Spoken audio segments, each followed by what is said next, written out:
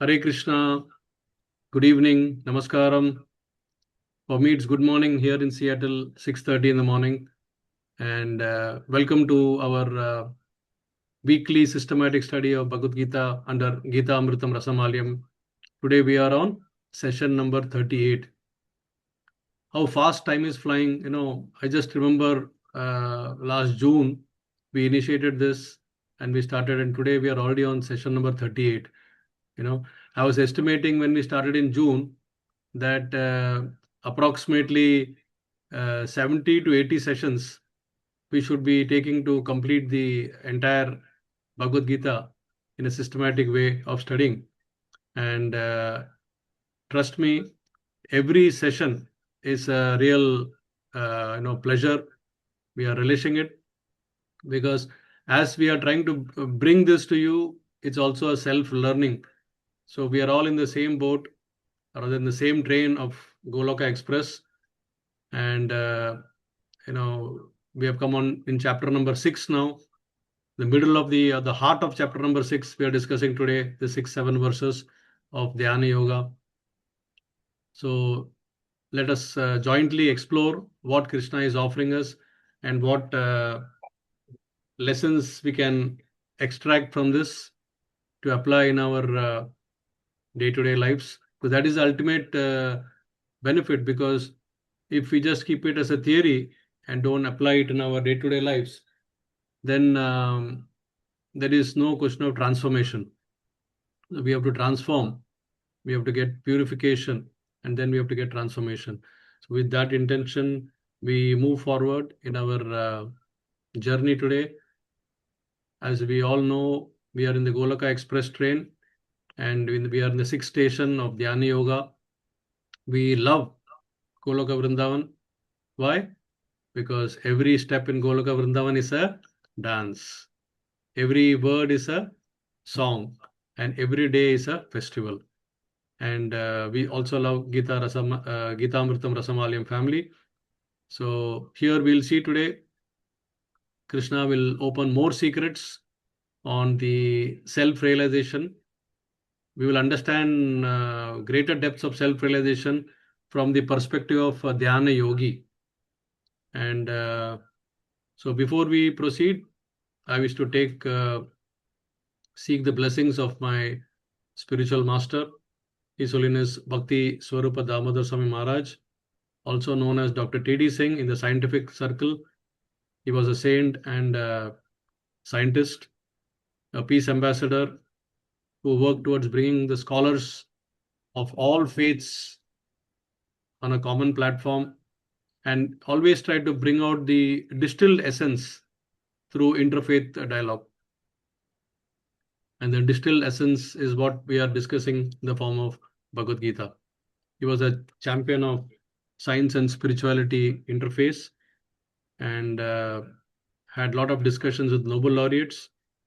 And he was the scientific, you can say, disciple of Srila Prabhupada, His Divine Grace Srila Prabhupada. Srila Prabhupada, who is from the spiritual world, founder of ISKCON, who is always at the lotus feet of Lord Nityananda, who is Balram, Adi Guru. So in that mood of Yasya Deve Para Bhakti Yata Deve Tata Guru, I offer my humble respects. Om Agyana Timirandasya Gyananjana Shalakaya Chakshurunmilitam Yena Tasmai Shri Guruve Namaha. Namo Vishnu Padaya Krishna Prasthaya Bhutale Srimate Bhakti Sarupa Damodar Swami Te Namini Namasad Bhaktamani Manipur Udbhavaya Cha Srila Prabhupada Lastavani Pracharine Ratayate Namo Vishnu Padaya Krishna Prasthaya Bhutale Srimate Bhakti Vedanta Swami Te Namine Namaste Saraswati Deve Gauravani Pracharine Nirusesha Shunyavadi Paschata Deshatarini.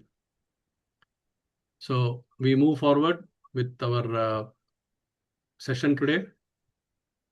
So chapter 6, we labeled the acronym as easy, and it's really easy to understand because of Prabhupada's purports. There is no ambiguity, so simple to understand, very easy to swallow because it's already digested, chewed, and now we are only digesting it. So E stands for the state of mind. Mind can be your enemy or friend. We have already learned this from verses 1 to 9. A stands for Ashtanga Yoga, which we are discussing now. That is the eightfold step of yoga, and also known as Dhyana Yoga. It's a practice of meditation. So this section is spanning from verses 10 to verses 36. And we discussed there are two basic stages in this Dhyana Yoga or Ashtanga Yoga. One is Aruksha, that is the beginning stage. Another one is Arudha, that is the advanced stage. So right now what we are discussing in the passage from verses 19 onwards till about 36 are the stages of Arudha, advanced stages, and what symptoms such a yogi shows, what benefit he gets, what gain he gets, all that we are discussing now. And then later on in the future classes sessions, we will discuss on from verses 37 to 45, where the process, the success of the process and the failure of the process will be analyzed. And finally, what is Krishna's verdict in towards the conclusion of chapter 6, verses 46 and 47, where he reaffirms that there are so many different paths of self-realization, but ultimately devotional service or bhakti yoga is very dear to him, because for Kali Yuga, especially for us, it is very easy to follow, and also it's a fastest way of achieving the goal. So a quick recap on because the verses which we're starting today is from 22, but to understand 22, we should have our foundation of 19, 20, and 21 very strong. And since there was a gap of 1 week in between where we did not have a class last week, I thought it was pertinent to revise these three verses, which His Grace Sakshi Mohan Prabhu has very nicely explained in session 37. So we will start with a recap of verse 19. We will not read the Sanskrit this thing, only the English translation we'll read, so that we can save some time. So here in verse 19, we understood there is a good analogy that Krishna gave, beautiful analogy, where he is comparing the yogi's consciousness to a lamp that is in a windless place. So what we see in a windless place, there is no disturbance because there is no wind, and then the lamp glows beautifully without any distraction. It remains very steady.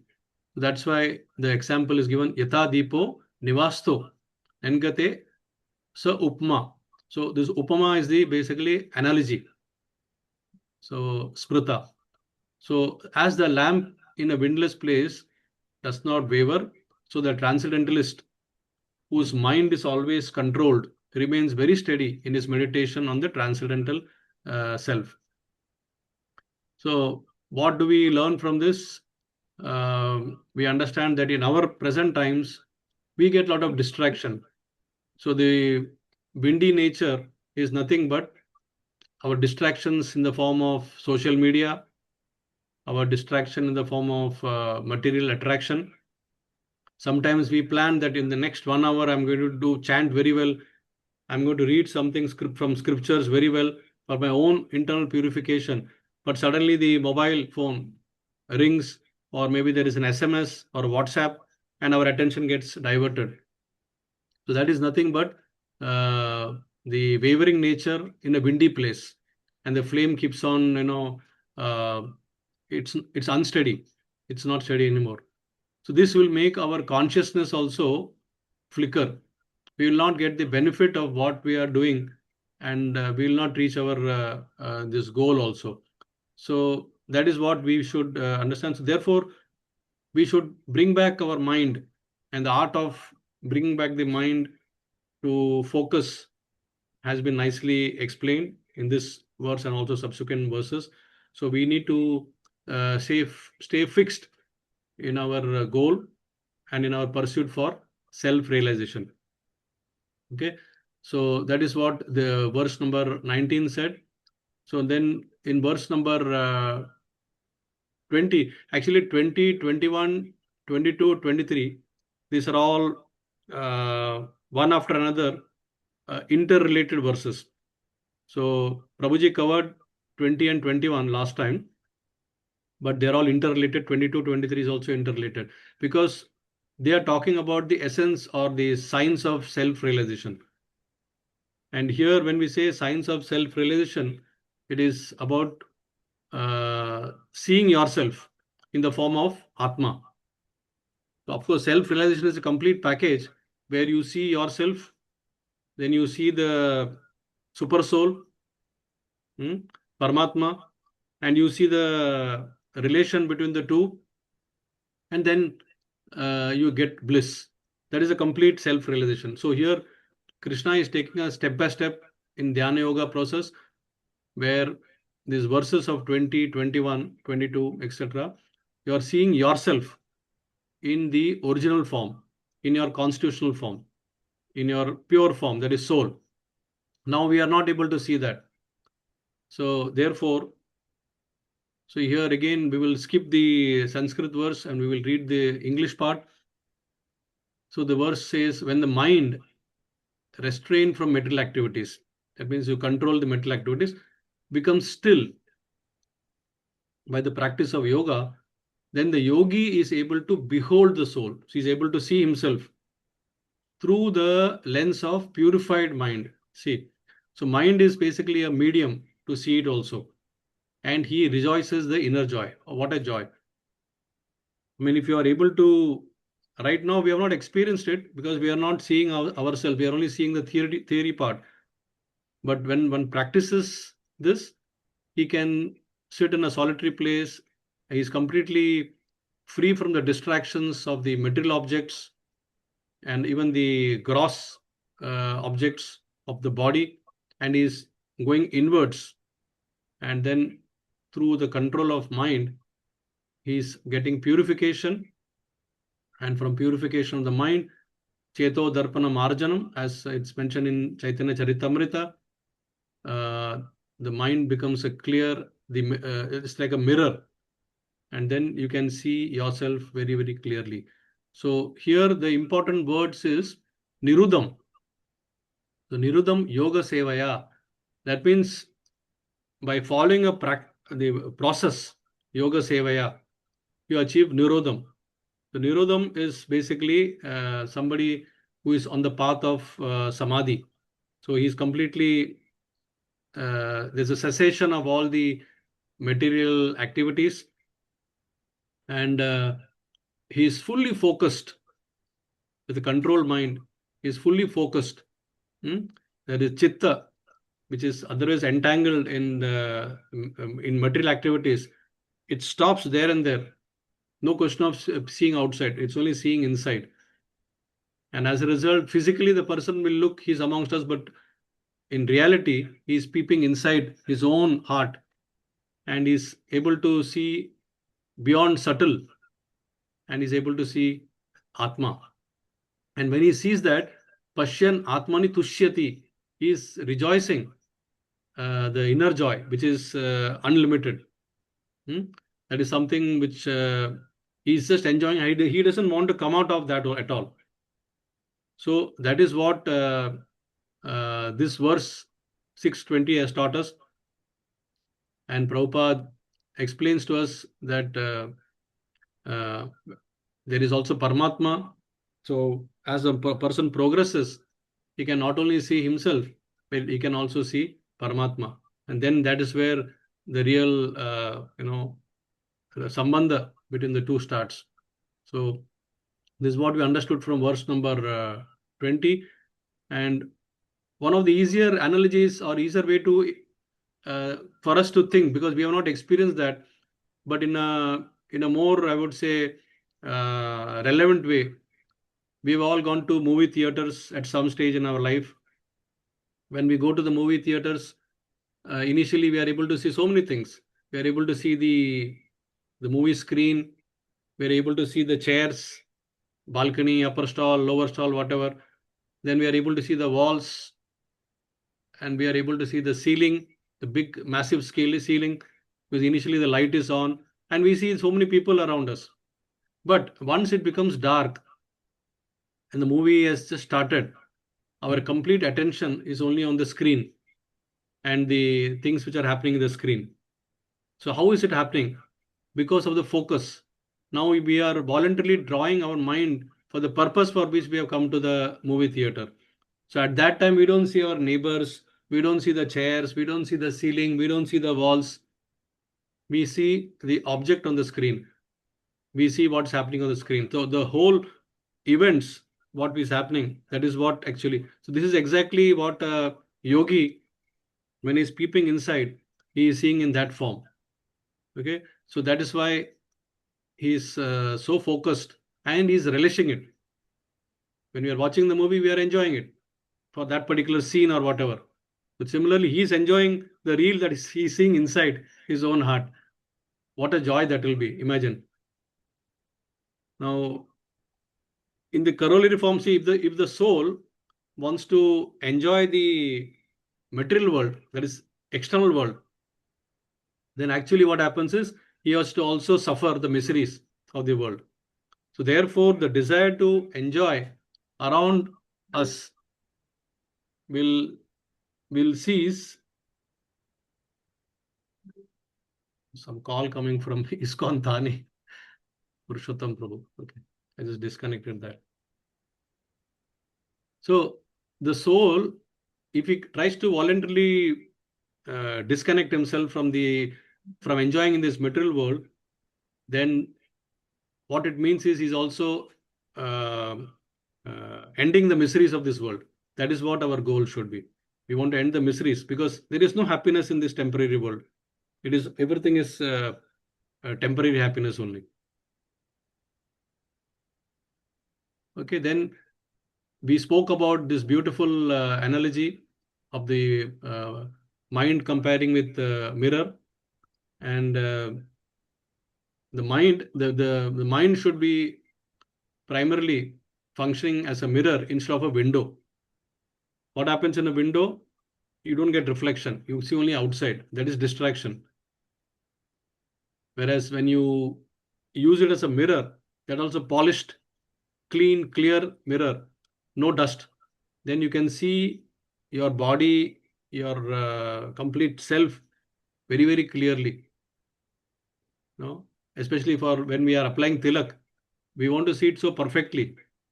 We want to see from a distance, we want to see from close by whether that leaf has come well, whether line has come well. So all that is because of the mirror.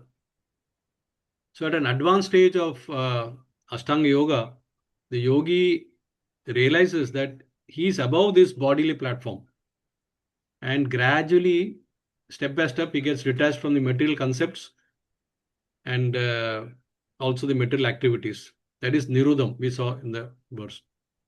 And slowly, by following this practice, he enters into Samadhi or trance, and then he realizes his own self and Paramatma also.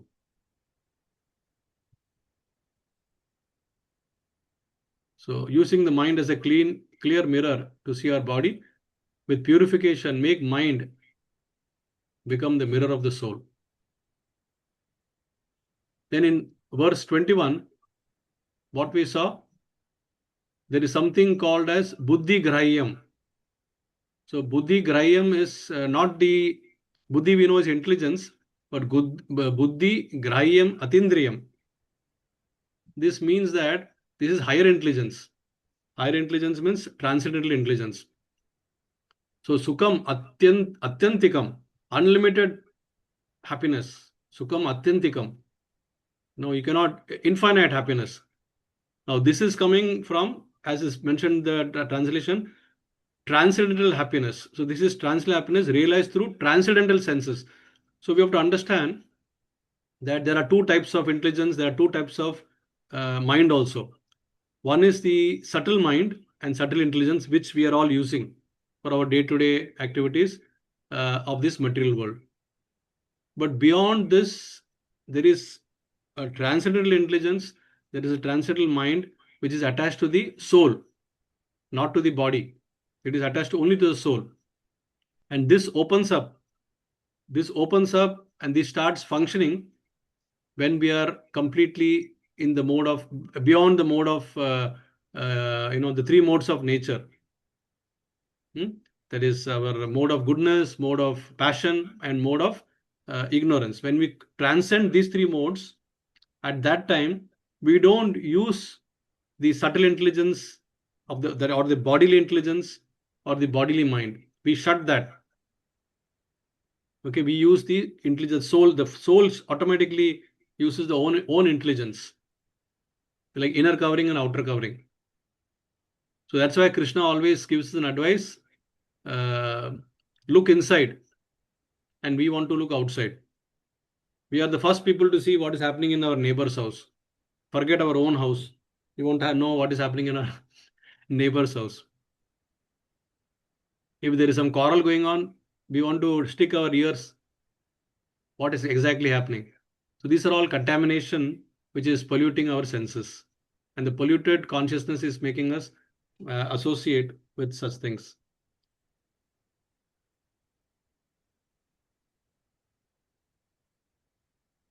So what happens when you get sukham atyantikam, unlimited happiness, and we get complete exposure to transcendental or ultimate happiness.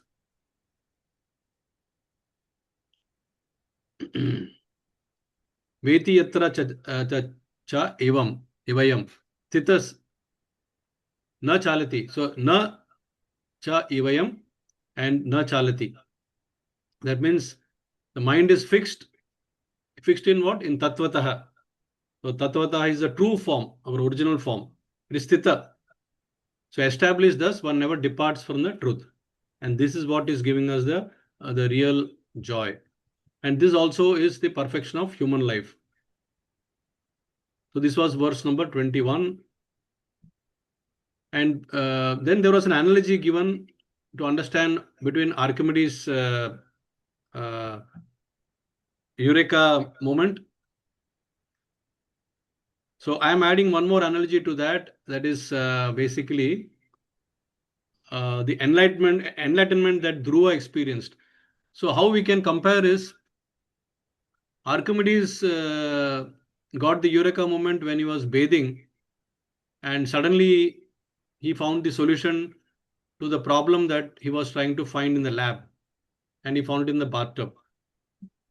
So is this buddhi graham? Not really, because buddhi graham is something that can be perceived only by transcendental intellect.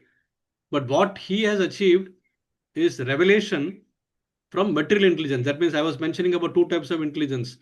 So this is material intelligence, which is our subtle intelligence, which we are using on a day-to-day basis.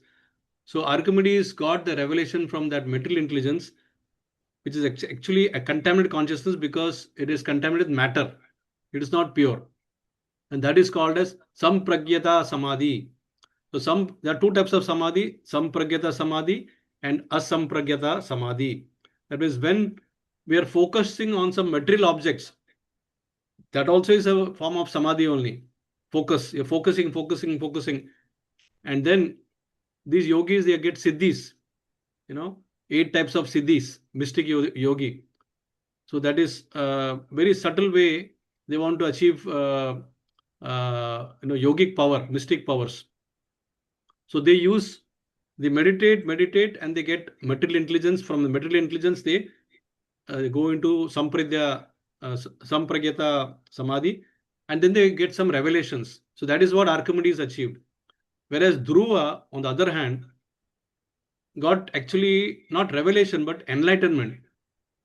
That is the real buddhi graham, because he was meditating Om Namo Bhagavate Vasudeva inside based on the instruction of his guru Narad Muni, and then he got the vision of Vishnu inside his heart, and then suddenly Vishnu disappeared from his heart. So he was forced to, he was actually relishing that inside, and because he lost the vision, he had to open his hand. When he has to open his eyes, and when he opened his eyes, he saw that same vision which was inside his heart came outside now. This is buddhi graham, or you can say transcendental intellect, or pure consciousness, asampragyata samadhi, which Dhruva was blessed with. Prahlad Maharaj was blessed with. He saw the same vision in the pillar So these are all pure consciousness, and that is called transcendental intellect. So the original awareness of the soul gets awakened. Now we come to our discussion points today. I think it is 7:30. We'll try to finish it in the next half an hour. The 6 or 7 verses of the day. So the first thing, verse number 20 to 28. Now here Krishna is taking us through. I mean, you can say these 6 verses, 7 verses are the heart of this sixth chapter, because after explaining all the processes of doing dhyana yoga, Krishna is now explaining what does the yogi stand to gain after doing that. Okay, and so from the very difficult practices, he is getting supreme gain. That is, he's getting the shelter of Krishna eventually, but that's a long, long way away. So because basically the yogi is moving from the physical mechanics to inner mental mastery. He's already following the physical realm, the proper sitting, steady posture, controlled breath, and then finally withdrawing the senses. All that is doing, and from there is moving to metaphysical realm. That is where he is going to now fix his mind upon Krishna, Paramatma. So therefore, in the technical terms of Dhyana Yoga, he is advancing from Yoga Aruksha. Aruksha is the initial 4 stages, which we have already learned, to Yoga Ruddha. So Yoga Ruddha is the advanced stage that includes Pratyahara, Dharana, Dhyana, and Samadhi. So that means going into metaphysical realm. So Krishna will slowly reveal what the yogi will gain. And so we jump into the first verse of the day. That is, so we are covering 2 verses in one go because they are interconnected. That is verses 22 and 23. In fact, you will see something very interesting in 23. It is only 2 lines. So it's like 1.5 verse, you can say. 22 is the normal Anushtup Chandaha, 4 lines, and then the meter is Anushtup Chanda, and then 23 is only 2 lines. So totally it is only 1.5. So let's recite this verse. Yam labdva chaparam labam manyate nadikam tatah yasmin sthito na dukkena गुरुनापि विचल्यते तं विद्या दुःख संयोग वियोगम योग संयतम. So what is it? Yam labdva. So yam labdva chaparam labam. So yam labdva is, now Krishna is relating to the previous. That's why I went to verse 19, 20, 21. Yam. So yam means having attained this. If he had not discussed that, we would not know what he has attained. So having attained this, that means now he is able to see the inner self, his own self, the pure soul. He gets unlimited happiness, which we have discussed in the previous 3 verses. So yam labdva, having attained this, chaparam labam. So he is getting greater labha. Labha means gain. And manyate nadikam tataha. So that means there is no greater happiness. Nadikam tataha. There is no greater happiness than this. Yasmin sthito na dukkena. So in this situation, one is completely like residing or situated in the reality of one's own self. He's now detaching himself from the body. He's just now attaching himself to his own self, that is soul, Atma. I hope you all are able to understand what I'm trying to say. Right now, we are just thinking about our body because we are seeing ourselves as a body. So in this stage of verse 22, he has already seen himself so clearly through the mirror lens of mind that he is seeing himself as Atma now. So yasmin sthito na dukkhena. In this situation, all his miseries, no na dukkhena. He is not seeing any miseries. Where is the misery now? Because he is seeing like a bright, self-effulgent person inside. He has forgotten everything else in the outside world. That is yasmin sthitona dukkhena gurunapi vichalyate. So even Even if there is a greatest misery, something is happening in the next door, in his own family, he is not getting agitated. I'm remembering in the Gaura Leela, when Mahaprabhu was doing uh, his Leela in Srivas Angan, that is in Srivas Acharya's house. Srivas Acharya, I mean, this was a real burst of kirtan that was happening, full ecstasy. And during that time, Srivas Thakur, he lost his son. His wife was disturbed because mother's attachment to the son, and she was crying. All the ladies were crying, and Srivas Thakur got to know of it, but he was completely detached because he was completely attached to Mahaprabhu's, that is Supreme Personality of Godhead's Kirtan. He was jumping up and down. Imagine, can we even think of that? There is a bereavement in the house, and we are completely oblivious of it, and we are focusing on our spiritual self. So that is through bhakti. That was bhakti, because he was directly connected to Gaurang Mahaprabhu. Now here, the yogi, he is seeing himself in the effulgent form inside, and he has forgotten all the things around him. He is not disturbed. Gurunapi vichalyate. So we should understand that what is the problem when we are thinking of the outside world. We should know that why this situation is better than that. The problem with this outside world, or the problem when we are connected with body, is twofold. This, once we understand this, then our understanding of yoga in general will be very clear. The two problems that are associated with this bodily concept is hankering and lamentation. Hankering and lamentation. Hankering is, you want to hanker for what you don't have materially. You want to have. Okay, then there is a stage in between called anxiety. Anxiety is a stage where you don't want to lose what you have. You fear that, oh, I've got this now, I may lose it. So the hankering could be anything. It could be objects, it could be wealth, all material only. Normally it's material things, hankering, you're hankering for material things. And then eventually these are all temporary, so you lose it. Nobody is going to be famous forever. Nobody is going to be healthy forever. Nobody is going to be wealthy forever. He's going to lose it one day or the other. And when he loses that, he laments. So these two, hankering and lamentation, are the two fundamental characteristics of this body or material things. So that's why we have this, so whereas a Dhyana yogi, now he is full, his consciousness or his mind is like a steady lamp in a windless place. He is fully focusing upon his own transcendental self, and he has seen his pure form. Now he is seeing the effulgence of it coming out, so he is completely detached.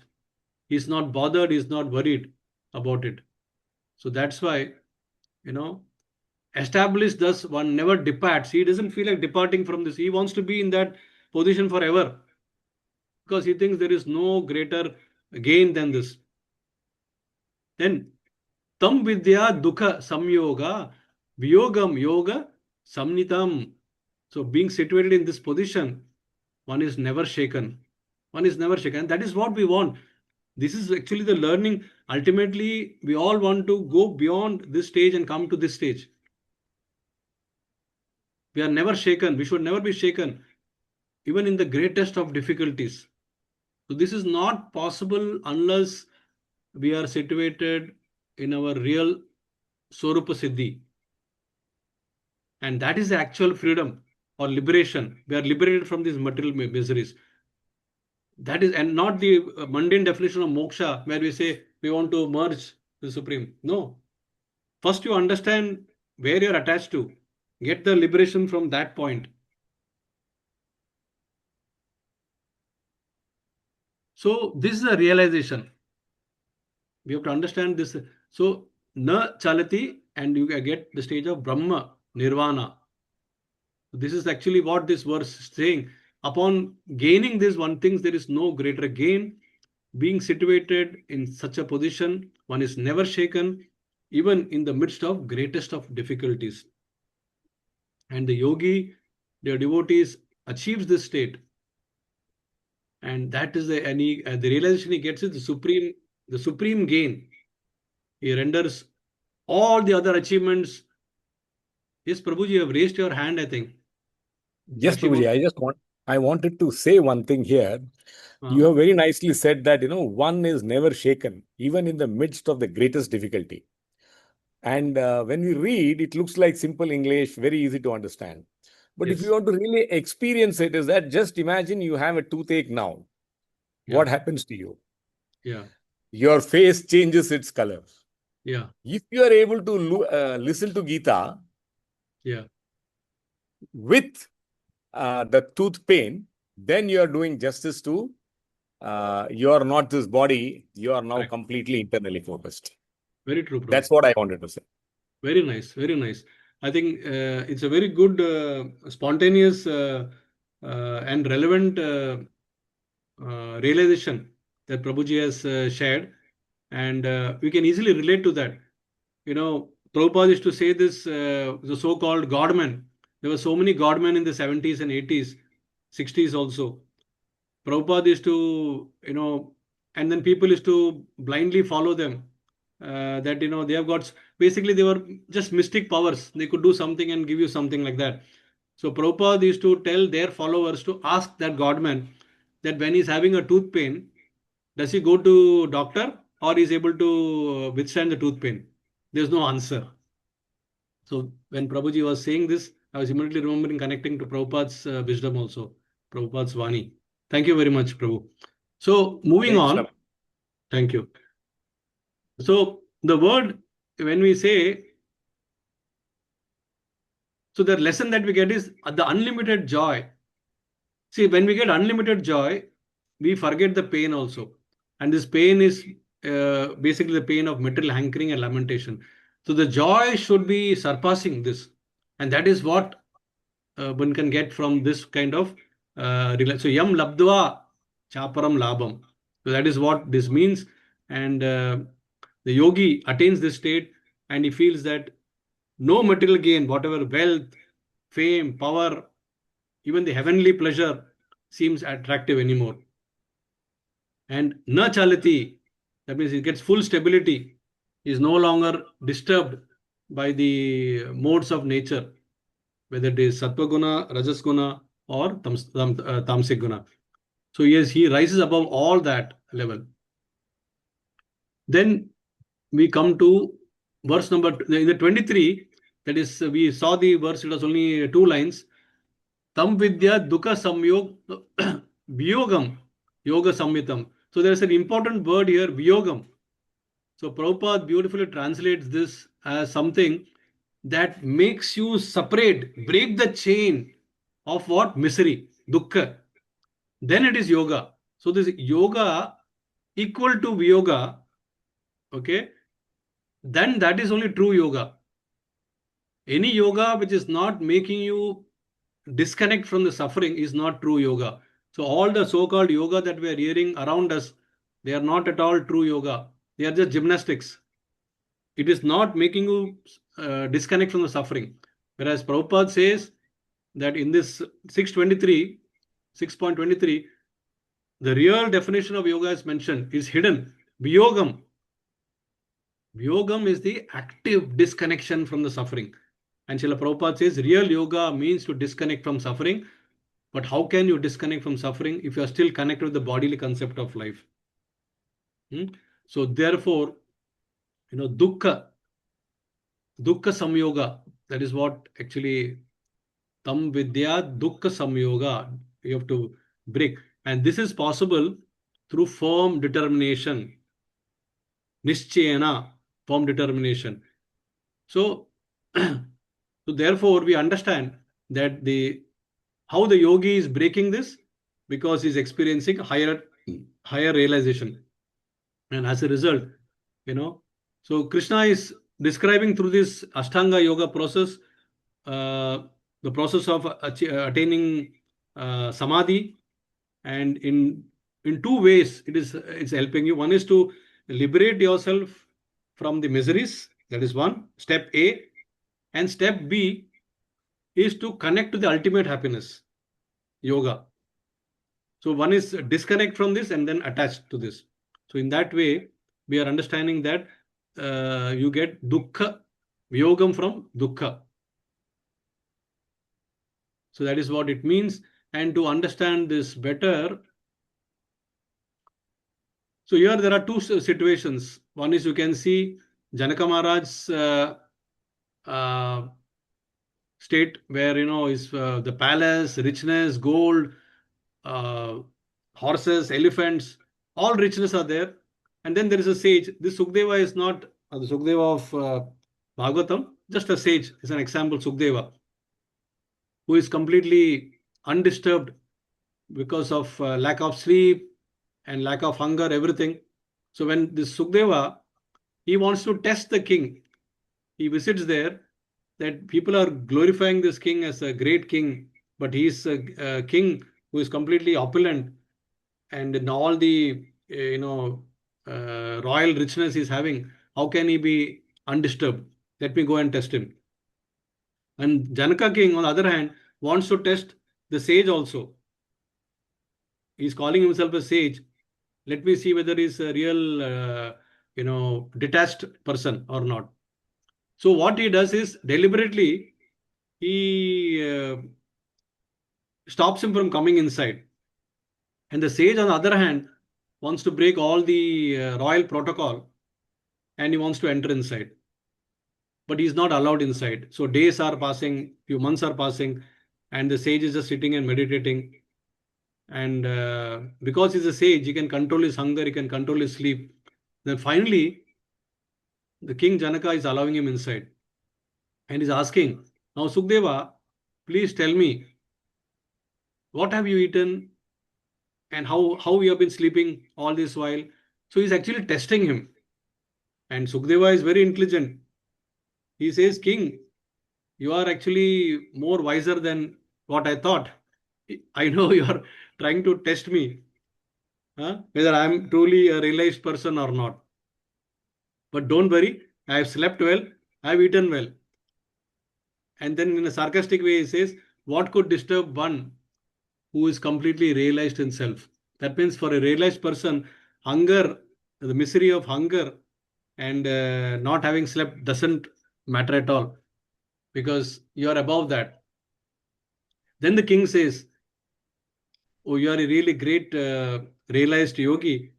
And as far as I am concerned, my kingdom, my elephants, my queens, none of them excite me anymore. And nor do they disturb me. So that means, and he says that the true wealth that I've accumulated over the years is the state of mind. In all this richness, I'm able to bypass all that. So that is my real wealth.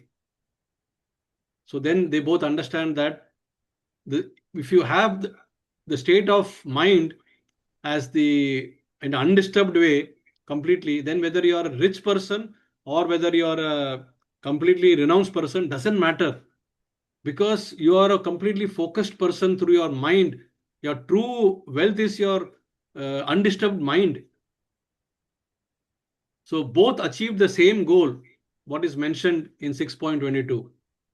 So this is quite relevant. So we should understand that sometimes we are blessed with richness, sometimes we are also blessed with the other extreme.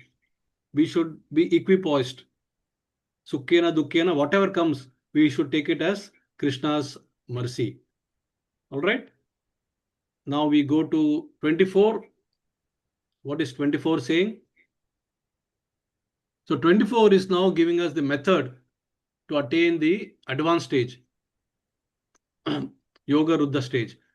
Sa nischayena yuktavyo yoga anirvana chetasa Sankalpa prabhavan kamas tyaktva sarvan ashesata manasa e vindriya gramam viniyamaya samantataha. So one, I think through this verse, we can easily relate to our life. And we can also try to know those elements in our life which help us to keep going in bhakti. So first thing is nirvana chetasa. There's an apostrophe, so it's not nirvana. So when there's an apostrophe, it is a. And because the previous word ends with yoga or yogo, that this is dropped and there's an apostrophe. So nirvana becomes nirvana chetasa. So anirvana chetasa means when a mind that is free from all despondency, you can say that anirvana, or without deviation. They know the nature of mind typically are such that they will always take us off the track. You're running on a particular track, they make you divert. So this is to bring back ourselves on the same track again. You keep walking on that. So sankalpa prabhavan kamas. That means kamas is all the material desires. And normally, we take sankalpa for material desires. So, or the resolution, sankalpa is a resolution. So we have to give up the desire just sprouting every now and then, when we are seeing some objects, contemplation starts, and then our desires are going for that. So drop it there. I don't need this because ultimately this is not good for me. Taktva sarvan asheshata. Tattva, you just give up. Tyag kar lo. All, sarva, asheshata. All these kind of material desires. So therefore you can see there is a double, two times it is coming. Taktva, sarva. So all, asheshata. So you give up everything, and so it's like a comprehensive way you give up everything. Manasaiva indriya gramam. So when you drop the sankalpa, then what happens? Automatically the desires also get dropped. And when the desires get dropped, then automatically you are able to control the senses better. You don't allow the mind to divert. You don't allow the mind to divert where? In gramam. That is all the mundane talks, mundane matters. Vinimaya samantadaha. That means the mind and senses then completely are remain under control. So let's now read the translation. So here the method is given. One should engage oneself in the practice of yoga with determination and faith. With determination and not be deviated from the path. One should abandon without exemption all material desires born out of mental speculation. So remember, all the material desires are coming only from mental speculation. And thus one must control the senses from all the sides of mind. You can see this athlete who is competing so well in this Paralympics games. He is so focused. So what he does, he first drops his diversion, the sankalpa of the other things. He is focused fully on the things on hand. He drops that, and all the kama desires automatically gets dropped once you drop sankalpa, and then you gain the ability to prevent the mind to go through the senses. You gain the ability to prevent mind to go. So that means the mind is more and more getting focused. So this is nothing but, dear devotees, what we are doing as sadhana. The sadhana will be perfect if you know the sadhya. So sadhya is the goal, sadhana is the practice or the process. So we are doing so many our sadhana. We are doing we are reading books, Bhagavad Gita, Srimad Bhagavatam. We are chanting. We are hearing various discourses. We are associating with advanced devotees. What else we are doing? We are honoring prasadam, Krishna prasadam. We are observing fasting on important days like Ekadashi. So these are all sadhana. So this sadhana, why we are doing? Because we are having the faith that one day we will get the sadhya, that is goal. So unless we have the determination, we cannot perfect the sadhana also. So therefore, Shravanam and Kirtanam in our present times are the best way of sadhana.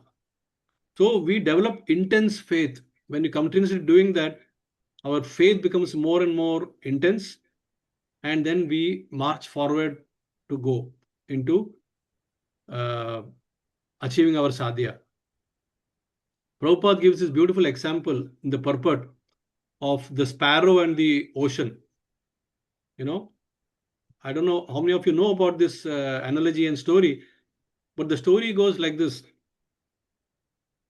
One day, what happens is the sparrow has laid a lot of eggs, near the shore, and this ocean comes and to the shore, and then when it goes back, it takes back all the eggs of the sparrow, small eggs, the sparrow. Now the sparrow is completely furious, despondent, angry, and it is now what is the sparrow size and what is the ocean size? But the sparrow has got the guts, determination. It is saying, it is threatening the ocean. Please give back my eggs. Otherwise, what I'll do? I will dry you from my mouth. Now, dear devotees, is it practical for the sparrow to dry this vast ocean? No, it is not possible at all.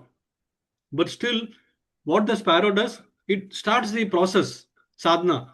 It goes, takes a little bit of one drop of water, comes this side, it goes, and keeps on doing this. It cannot, even in hundreds and thousands of lifetimes, it cannot dry up the ocean. But it is determined because it wants to get back the eggs.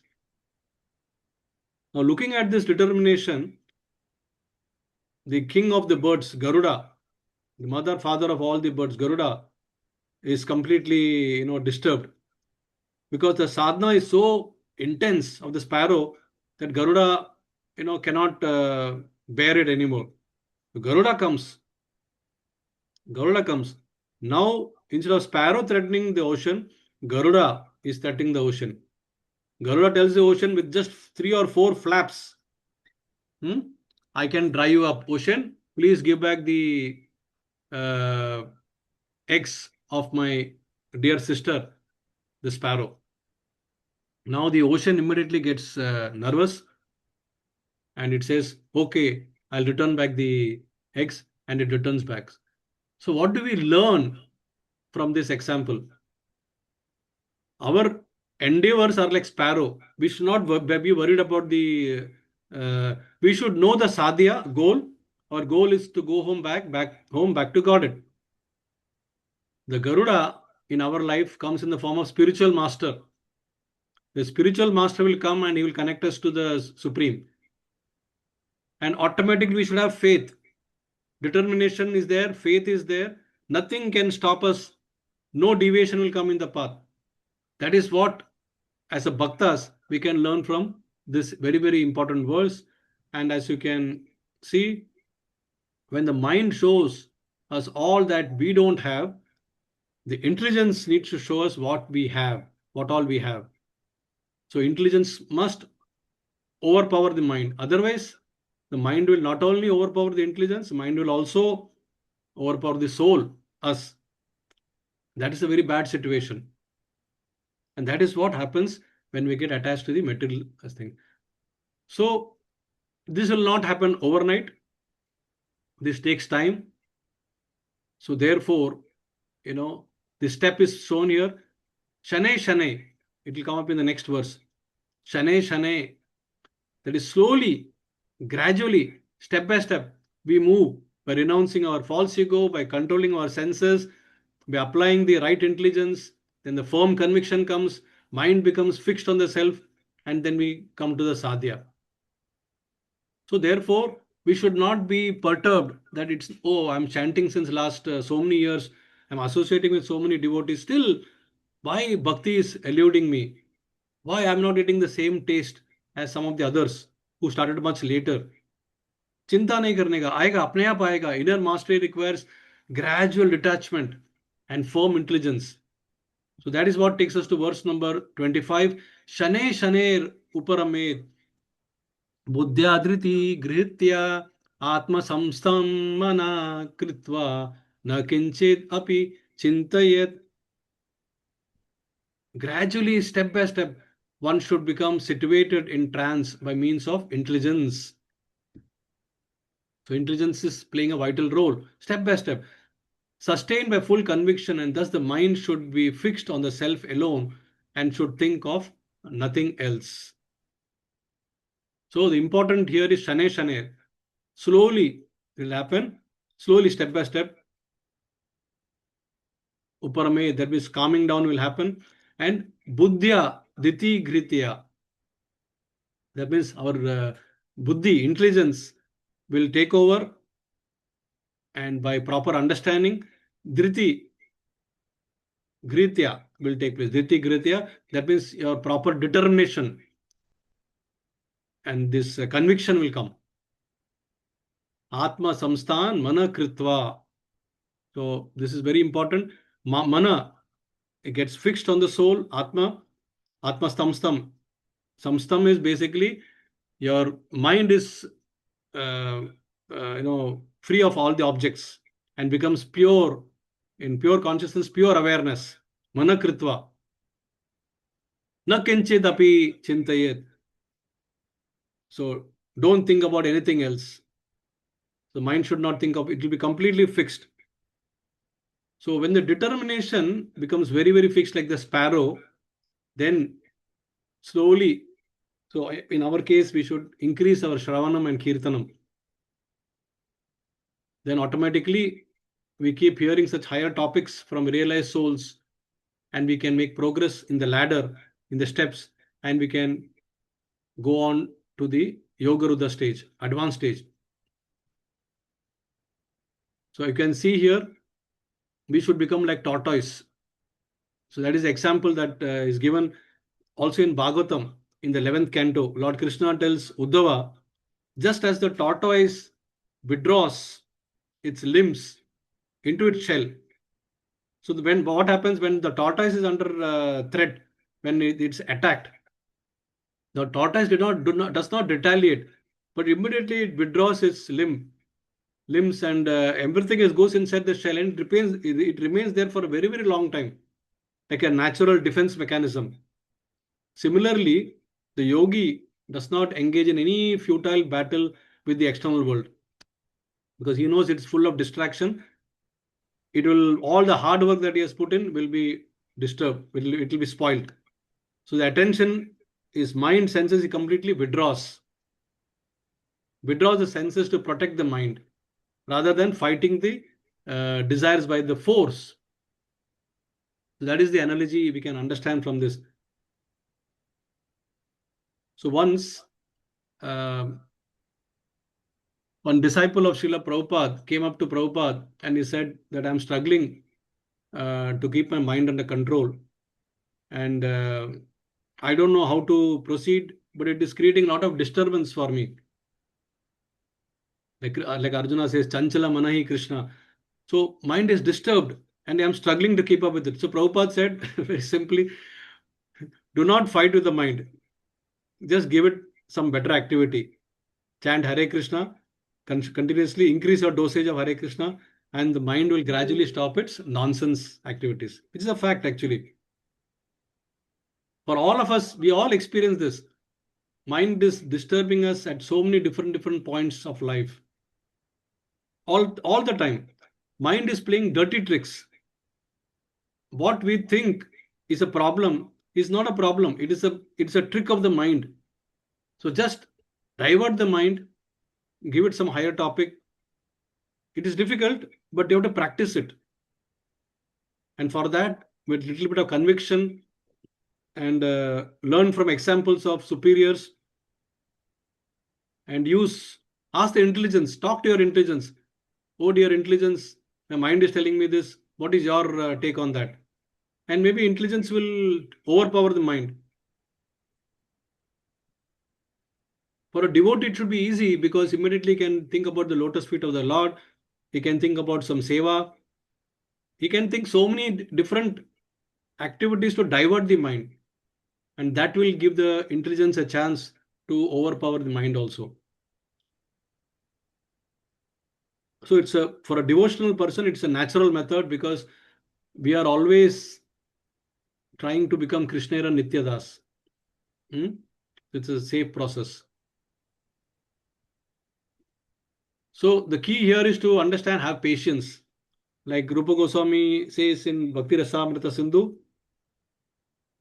Utsaha Nischa Dhairya Tat Tat Karna Pravartanat. So we should have Utsaha, enthusiasm, Nischaya, determination, and Dhairya, patience. Shane Shane. We will get that. We are getting there. So that's why the train also is Golok Express is going slowly. We are on the 6th station.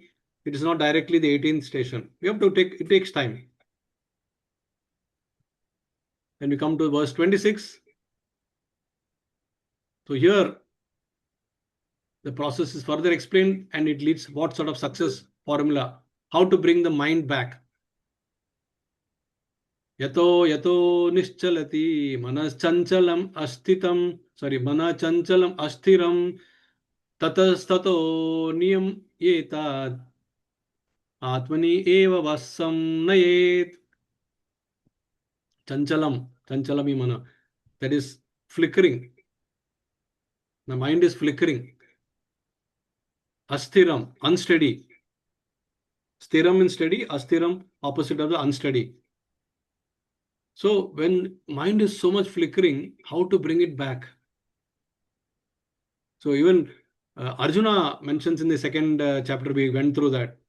I can control the wind, but I cannot control my mind. My mind is flickering, oh Krishna. So Prabhupada says in the beginning stage of a practitioner, it is always better to engage the mind in hearing and chanting. That means when we hear what we are chanting about Krishna, that is the best way. When we try to chant in the mind, Krishna, Hare Krishna, Krishna Krishna, Hare, the mind will be wandering about. At advanced stage, one can chant in mind. But in the beginning stage, we chant little audibly, loudly. Hare Krishna, Hare Krishna, Krishna Krishna, Hare Hare, Hare Ram, Hare Ram, Ram Ram, Hare Hare. So that our ears are also hearing what we chant. So if my mind wanders to something more palatable, or something cooking in the kitchen, I'm getting a nice fragrance, and I'm imagining that, and then I'm already by getting the taste. This chanting loudly will bring back the mind to where it belongs to. That is the practice of bhakti. So yato yato nischalati. So whenever yato yato means whenever the mind wanders for whatever reasons, and the reasons could be chanchalam and astiram. It is basically the mind's property. It is chanchalam. So yato is always given tato tato. So tatas tato niyam yetad. So niyam, that means rules and regulations. One should regulate the mind. So whenever the mind wanders, you regulate the mind. Withdraw the mind from those distractions. Bring it back under the control. Control of whom? Atmani eva vasham nayet. Bring it under the control of Atma. Remember that at the end of the day, the Atma is the boss. He is the passenger in the body. He is directing the intelligence. An intelligence is directing the mind. And the mind is directing the senses towards the sense objects. So the who is having the control? This is Atma. If the Atma is a sleeping person, then the mind will take us in all direction. So we have to wake up. Jeev jago, Gora Chandra bole. So we have to wake up. We are basically our dormant position. From there, from the sleeping position, we have to wake up. And we have to realize who we are. We are part and parcel of Krishna. So that is enough. That in itself is a big incentive for us. So whenever or wherever the mind wanders due to its flickering and unsteady nature, one must certainly withdraw it and bring it back under the control of self. So The mind may stray away, but let it not stay away. We need the mind also. We cannot, dump it. We want to utilize it properly. That is the learning we're getting from this particular verse. And this practice is not flawless, but continuous return of the mind. You go on practicing it and you can achieve perfection. Because each time the mind wanders, you have to be smart enough. The Atma, you have to employ the Atma should be smart enough to notice the distraction and bring it back. Each time it goes out of the orbit from the focus of Krishna, bring it back, bring it back, bring it back. That is the only purpose of our existence. Just think about about Krishna all the time, because in the hierarchy, mind is at the much lower stage than intelligence, and intelligence is at a much lower stage than the Atma. And the one who can control his senses or mind is the real Swami or the Goswami. And the one who cannot control the senses of the mind is Das, Godas. The servant of the mind is Godas, and the controller of the mind or senses is Goswami. So we have to rise ourselves from being Godas, and we have become Godas because we have not realized our true potential. From becoming Godas, we have to become Goswami.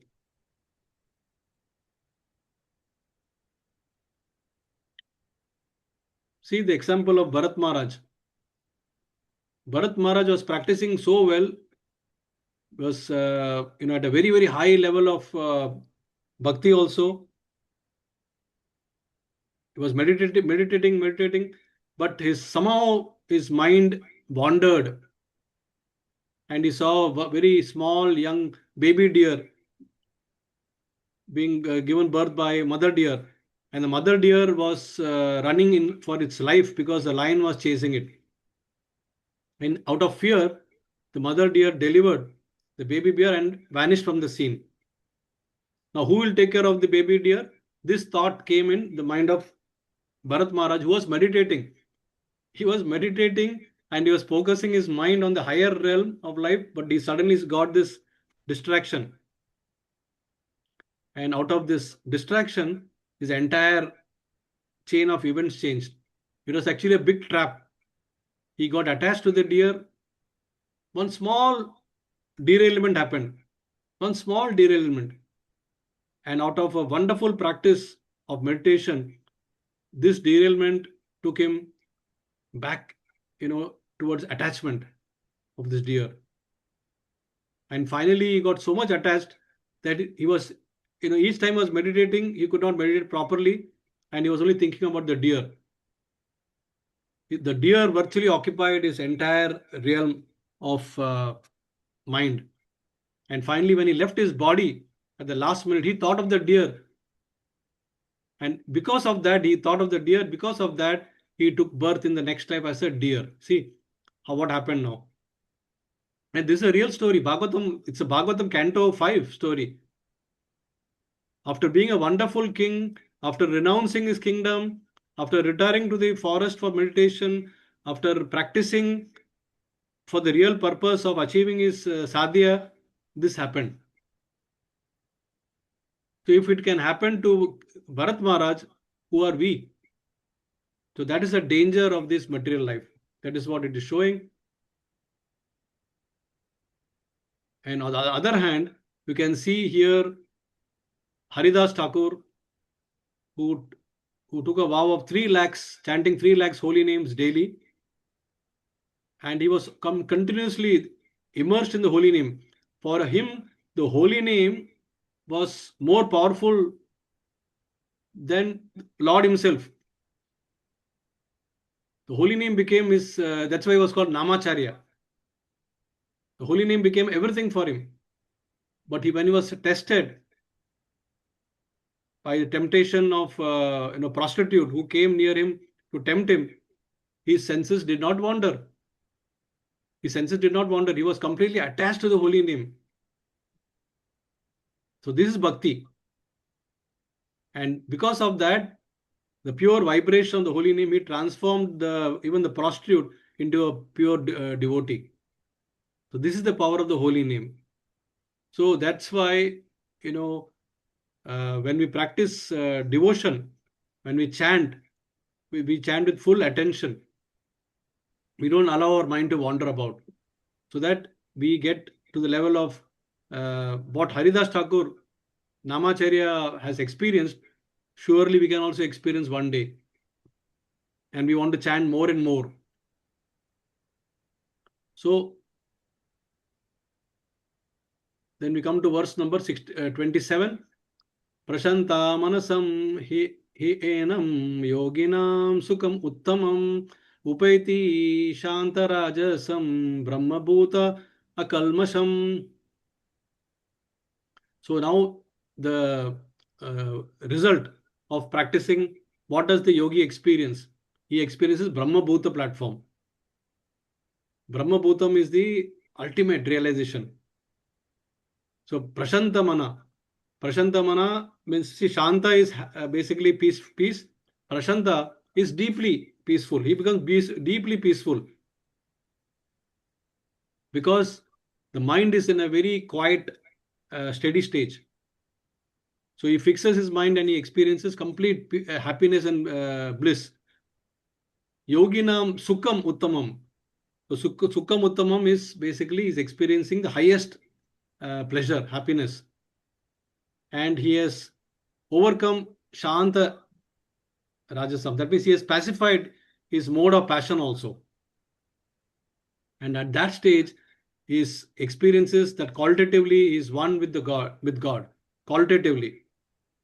Qualitatively, we are all Atma. We have the same property of Paramatma, but quantitatively, we are different. We are Anu, and the Lord is Vibhu, unlimited. But this realization, what we are speaking is theory, this realization has come to the yogi now. That his qualitative identity he is able to see with the Supreme. And thus he gets freed from all reactions of the past deeds. So we have to understand that mind is a reservoir of all thoughts. These thoughts and the impressions are coming from the previous lives. That's why in the present life, even though sometimes we are doing all the good things, but sometimes bad things happens because this previous life's samskaras or the karmas, they are still there in the form of previous sinful reaction. They are stored and they are manifested again now in this life. So the thoughts, the activities, previous sinful activities are resulting also. But now here what it is said is that he is freed from all the reactions of the past deeds. That means this is a process to destroy even our past sinful reactions. So therefore sometimes when we think that why I am struggling so much in this material world, this thought comes in our mind. I do not belong to this world, but why I am suffering so much? So this is the only reason, because these thoughts are coming from the mind, and the mind is revealing all its impressions, past impressions. It is trying to bring in front of us at the right time or the wrong time. But when we practice devotional service, or when we practice yogic practices, then automatically we suppress that, and over a period of time we are getting freed from all the reactions of the past deeds. Then it does not come and bother us anymore. So we can understand this better by this particular slide. So prashanta manasam, that is the pacified mind, that's the fruit of sustained practice. Shanta rajasam, we get freed from all the rajas passion coming out. So the yogi rises above this level and he is no more agitated, and then he gets into Brahma Bhutam stage. There's a nice verse in the 18th chapter also on the same Brahma Bhutam. Brahma Bhuta Prasannatma na shochati na kankshati sama sarveshu bhuteshu madbhaktim labate param. One who is in the Brahma Bhuta stage, na shochati na kankshati. He does not lament, he does not have any hankering for anything material. Sama sarveshu bhuteshu. He is equally disposed towards every living entity because he is seeing Atma in every living entity. He is not associating with the body level. And therefore, Mad Bhaktim Labate Param. Krishna says that such a devotee, I really, he's attained the pure devotional service, Mad Bhaktya. My devotion, my devotee. He has attained the highest form of bhakti. He has gained it, ultimate happiness. So ultimate realization he has got. So this is what this verse teaches us. Now we go to the last verse. Yunjan evam sadatmanam yogi vigata kalmasha sukena brahma samsparsham atyantam sukam ashnute. So what does it mean? Now we discussed it a couple of weeks back that when we get knowledge, this knowledge is nothing but information. It leads to purification. And from purification, it gives us some protection. And this, from protection, we do some corrections in our activities. And from this correction, we are getting elevation in our consciousness. We become better devotees, gives us more satisfaction. And from satisfaction, we get conviction and then become transformation.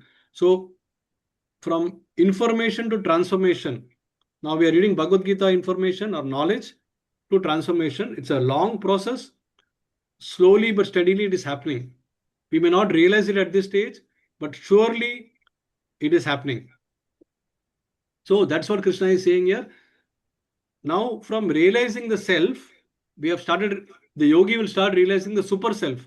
That is Paramatma himself. Yunjan eva sadatmanam. So when one constantly sadatmanam, when one constantly engages in oneself, yogi vigata kalmasha, what happens? He is freed from all the kalmasha, all the material contamination. So yunjan eva sadatmana, that means constantly when he is thinking in this way, automatically then yogi vigata kalmasham is all the intense desire for material things will vanish. All the contamination goes away. And then he gets into Sukhena Brahma Samsparsham. So this is a very important stage in the practice of yogi. He gets a chance to contact the Lord directly. That means the transformation process is now complete, purification process is now complete, and there is a complete change of consciousness. Transformation has happened. So from material level, he has gone to spiritual level. And that's a reality. Sukhena Brahmas Samsparsham. So that means you're actually getting the contact. So we say basically Sambandha, Abhideya, Prayojana, Sambandha. Right now the Sambandha is still not properly sparked inside. But when we focus our mind more and more on higher topics, then the Sambandha will lead us to Brahma Samsparsham. Atyantam Sukham Ashnute. We get ultimate happiness. Atyantam Sukham. And there is no trace of any sorrowness. He's always in bliss. That is what it leads. Let's read the translation. So this is Prabhupada says like Brahman realization. The self-controlled yogi, constantly engaged in yoga practice becomes freed from all material contamination and achieves the highest state of perfect happiness in transcendental loving service of the Lord. So the soul's internal desire is fulfilled. Atma wants to serve Paramatma. Atma realizes its purpose of existence, the goal of existence is to serve the Supreme Personality. And that is eternal. So the eternal meets eternal. The eternal serves the eternal. And that is permanent.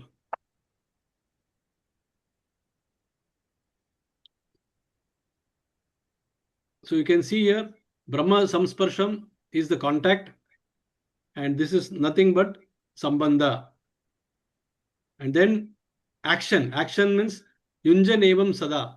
That means you are engaging in the practice of devotion. That is abhideya.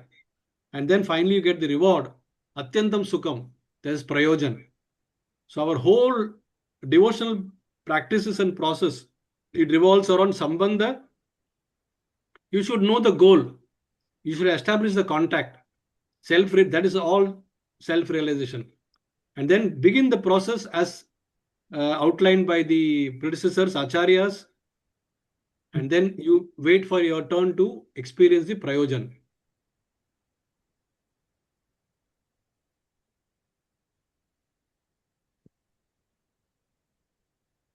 So here, Katha Upanishad says a very important verse. The self cannot be gained by explanations, nor by intellect, nor much by learning. It is gained only by the one whom it chooses. To such a one, the self reveals its own nature. That means our endeavor is there. We put our endeavor, but ultimately, unless we get the mercy of the Lord through the benefit of spiritual master, through the hand of spiritual master, revelation does not happen.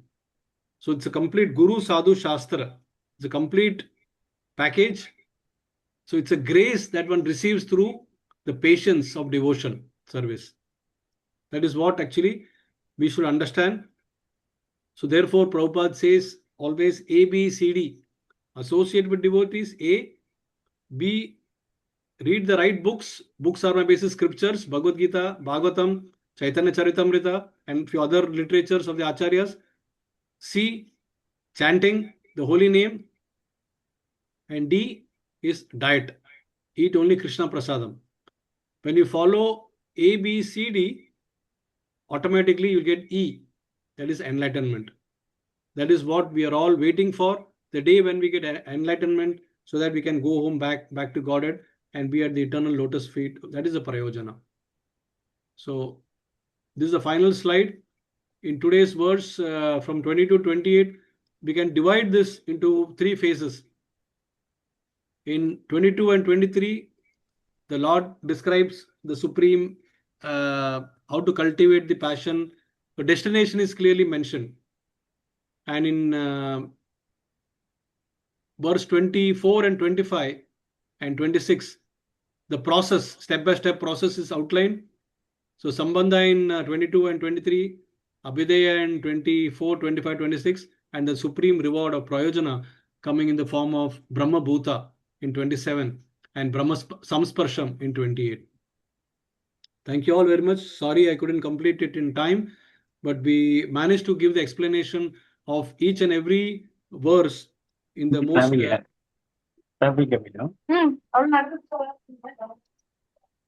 So now we go to the quiz time. It is quiz time. You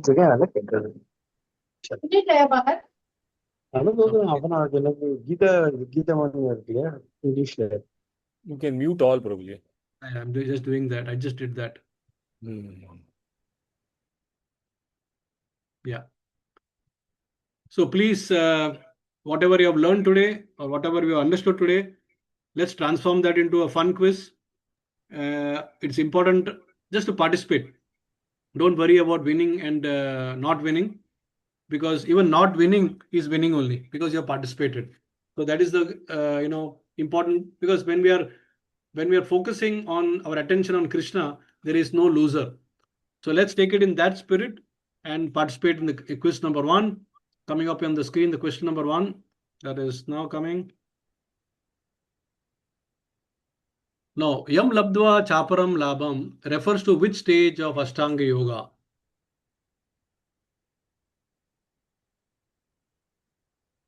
Okay, A. Yama, B. Pratyahara, C. Pranayam, D. Samadhi, and E. None of the above. Who wants to take it?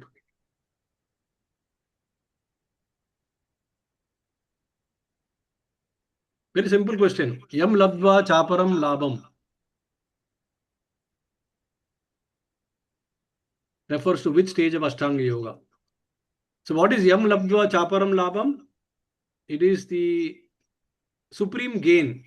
One gets benefit. So it comes in which stage of Ashtanga Yoga? Yama, Pratyahara, Pranayama, Samadhi, or none of the above? Yes. Who has raised first?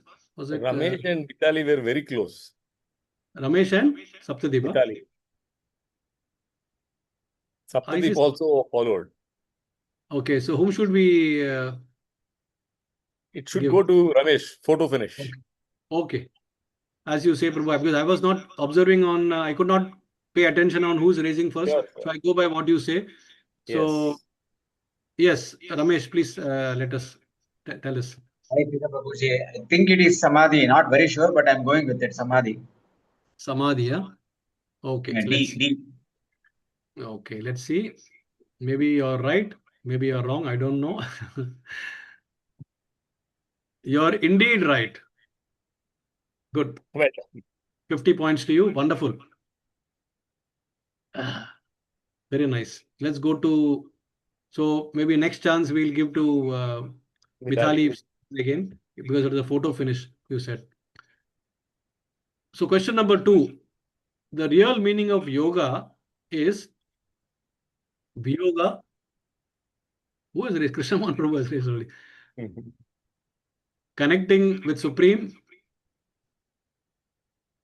disconnecting from material suffering, all of the above. Yes. Was it Krishna Mohan Prabhu who was raised first? Yes. Yes, Krishna Mohan Prabhu ji, Maidan आपका है. Hare Krishna Prabhuji, it's be connecting with Supreme. So real meaning of yoga is be connecting with Supreme. Are you sure, Prabhu? एक बार Yes, और भी Prabhu देख ji. लीजिए बाकी सब points. नहीं प्रभु जी, वियोगा तो क्या आपने sure? मना ही कर दिया. तो वियोगा तो हमने योगा इज इक्वल टू वियोगा तो वो था नहीं. But connecting with supreme is, I think so Prabhu ji. मुझे तो Okay. So let me see what the answer is.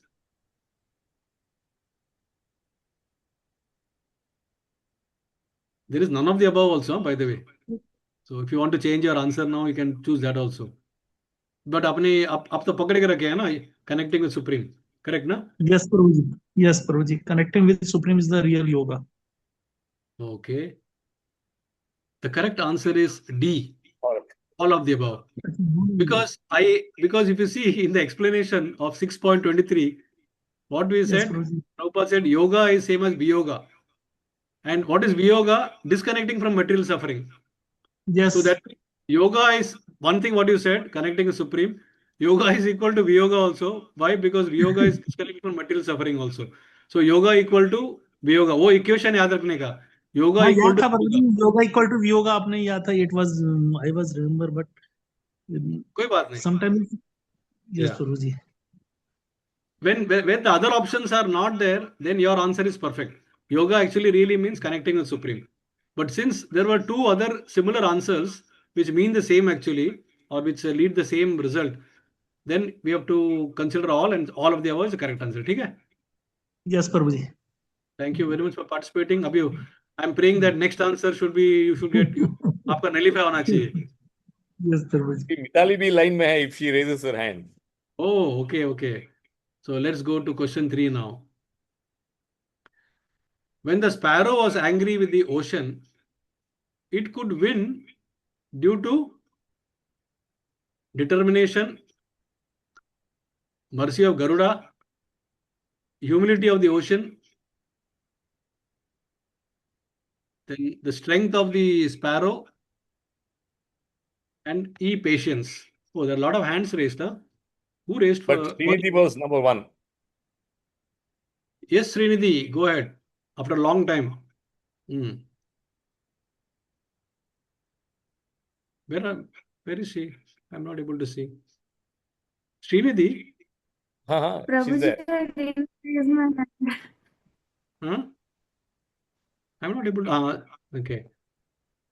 Where are you? No, I'm not able. Srinidhi ki Bhuvanidhi? Bhuvanidhi, Srinidhi. It's Bhuvanadi Srinivasan. So sorry. Yes, yes, yes. It is not Ah, Srinidhi, it is Srinivasan. Yes. yes, Sorry, Bhuvanadi. sorry. Go ahead. So she was Yes. first, huh? Yes, yes. Yes, Bhuvanadi. Go ahead. You see It is carefully. A determination. A determination. Should I lock it? And that, yes, Prabhuji. Yeah, you can. You have a chance to see again because see the question is very simple, but the answer could be tricky. But if you want me to lock A determination, I lock it. But I'm confused with mercy of Garuda also, because ultimately he comes and he helps. But the first one is determination. A and B maybe. All right. So what should I do? A and B or A only? A only. Okay. So let us see what the answer is. Tick, tick, tick, tick, tick, tick. The answer is A, B, and E. See, you should understand, you are right. Sparrow had the determination.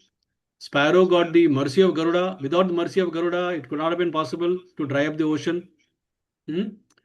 And then the sparrow had patience. Because if the sparrow had, see, why did Garuda come to give mercy? Because the Because of sparrow, determination. yeah. So therefore, determination, mercy of Garuda, and patience. So we have to translate this into our lives also. We should show determination and patience. Then the Guru comes as Garuda, and he will lift you up. Okay.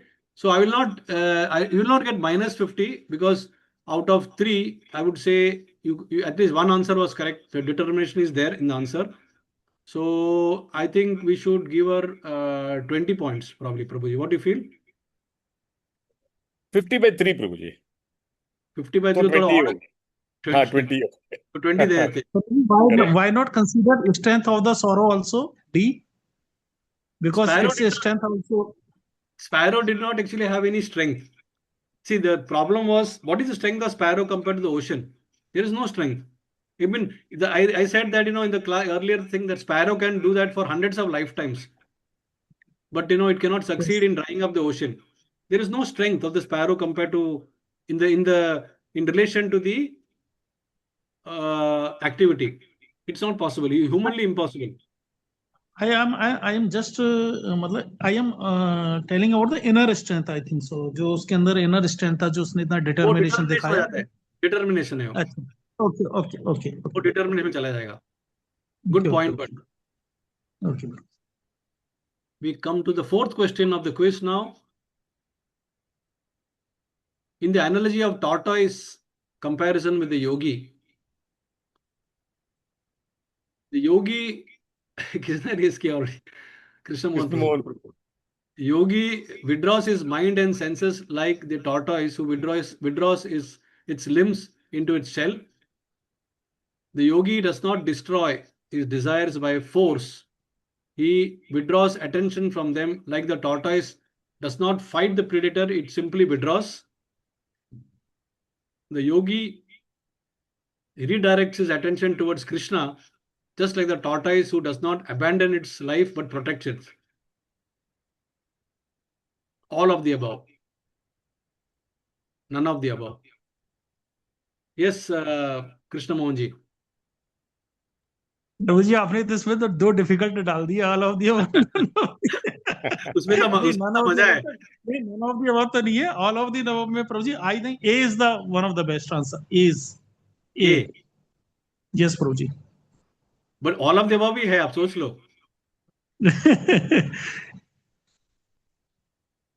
I will not give any hint.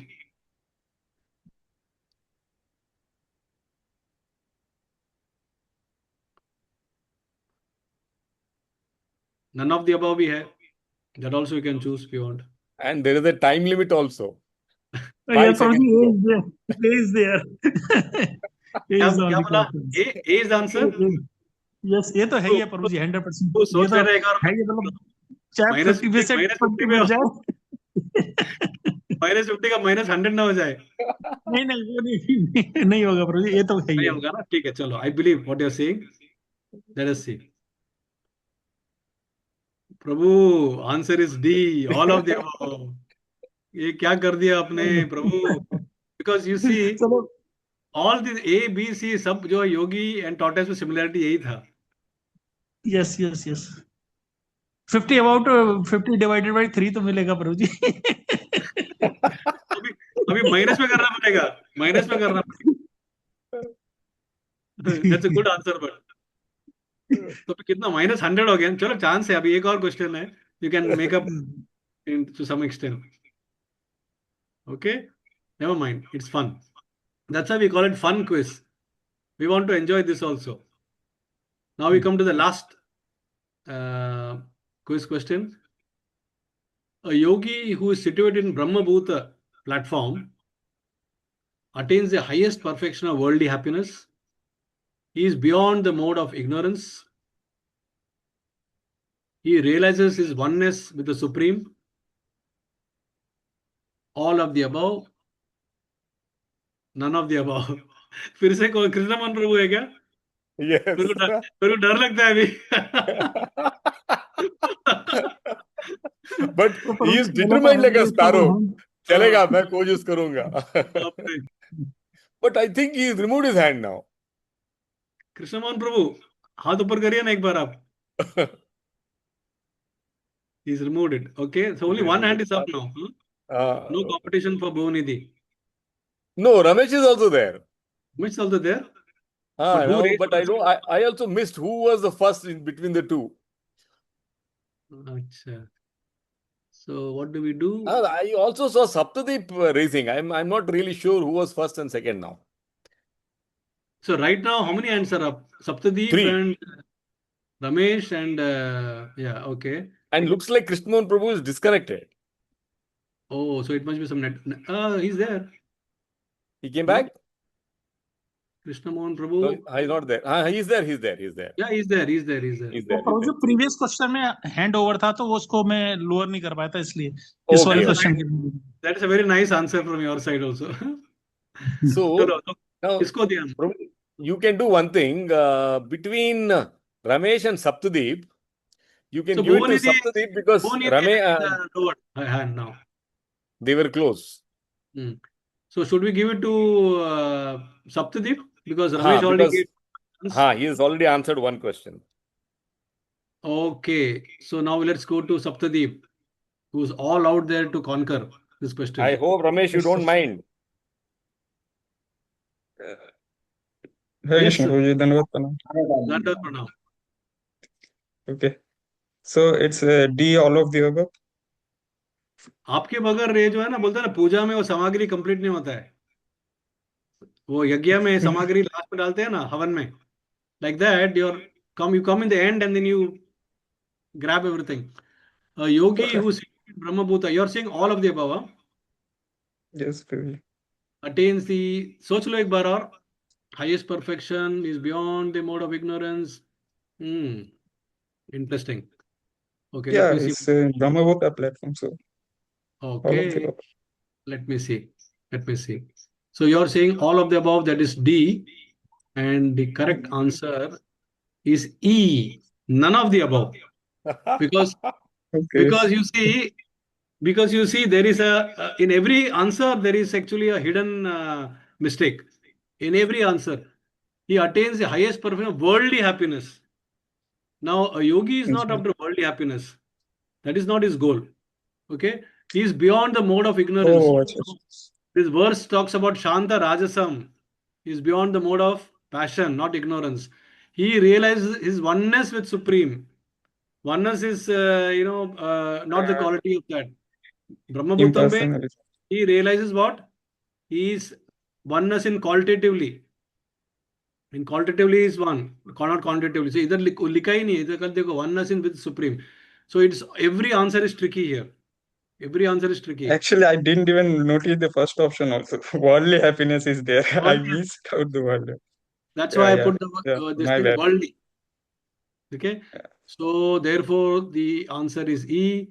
But what is important Yes, is okay. participation. That Yeah. is very important because you challenge your self. That means we are keenly thinking what we learned today. and then we try to apply it. That is what is more important. So good. All of you have done a very good job. And now these are the Prabhu ji, three sorry questions. Prabhu ji, there is a question Prabhu ji, आपने जो मेरा last वाला question था उसमें आपने मेरे को all of the above correct answer थे, उसमें कौन सा मैंने वाला? ए बोला था कि ए वाज अ करेक्ट, बट आपने कहा -100 आएगा, मतलब मैं उसको ये नहीं कह रहा कि मार्क्स के लिए, बट मैं समझना चाह रहा था उसमें कौन सा? ये तो एक करेक्ट मिनट, था उसके अंदर। क्वेश्चन 4 में जा रहे हैं आप? Yes So Prabhu ji, he should get 25%. Yes Prabhu ji said ना -100, तो that I was confused. Okay. So you said A, na? Yes, Yes. Okay. So you get तो -50 का डिवाइड बाय 3 करना पड़ेगा ना? -30 नहीं, all of the above is, अच्छा आपने ए बोला उसमें आंसर, ये बोला था। यस प्रभु जी, तो कितना आपके हिसाब से कितना आना चाहिए माइनस? ये 20 हो गया ना, पहले में -50 था, -50 + 20 = -30। ठीक है, you are right, will go with what, good observation, thank you. That is why he is a businessman, Prabhuji. हाँ, 1% और 2% में ही पूरा गेम है। 20 का इम्पोर्टेंट है। okay. Now what I want you all to do is I'm going to post this 3 questions in the group. These are the questions as part of reflections. And before today's what 11th, na? So let's say before, in 2 days time, you please post the reflection of what, because these are all practical things, what you have experienced relevant to this in your life, and you post it in the group. I want to understand each one of you where you, how you view this from the point of your reflections. Okay, I'll post this now in the group WhatsApp it's saying message, and then within 2 days please try to answer it. All right. Okay, so we end this now session, and thank you very much for your kind patience. Again, we have extended the time, sorry very much for that, but it was very enthralling and useful session for me also, because I enjoyed the participation of all of you. And next week we'll meet again. We'll continue from 29 onwards. 7 verses we'll take, and I believe our Sakshi Mohan Prabhu will be not available or traveling on that day. Correct, na Prabhu? So I'll continue the session. Correct? Yes. Okay. Thank you very much. Vancha kalpatarubhyascha kripa sindhu bhaivacha patitanam pavanebhyo Vaishnavibhyo namo namah. Ananda Koti Vaishnavrinda ki jai. Srila Prabhupada ki jai. Jai Gaur Premanande Hari Hari Bol. I'm ending the call now. Okay. Hare Thank you. Krishna. Hare Krishna. Thank you very much.